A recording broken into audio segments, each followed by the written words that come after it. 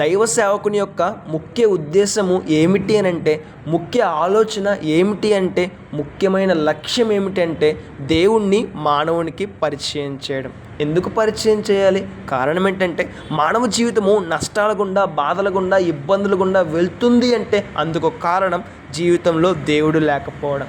దేవుడు ఉంటే మానవునికి దిశానిర్దేశాలు చేస్తారండి. ఎప్పుడైతే మానవ జీవితంలో దేవుడు లేకుండా ఉంటారో మానవుడు ఎటు వెళ్తున్నాడో తెలియదు, ఎలా జీవిస్తున్నాడో తెలియదు. కాబట్టి ఎప్పుడైతే దేవుణ్ణి మానవునికి సువార్త ద్వారా పరిచయం చేస్తామో అప్పుడు మానవ జీవితం మారుతుంది, మానవ జీవితం వెలిగించబడుతుంది, ఆలోచనలు మారుతాయి, ప్రవర్తన మారుతుంది, పరలోక రాజ్య మహాపట్టణానికి అర్హత దొరుకుతుంది. కాబట్టి దేవుణ్ణి మానవునికి పరిచయం చేయడమే దైవ సేవకుని ఉద్దేశం. మరి మనలో ఎంతమంది దేవుణ్ణి తెలుసుకున్నాం?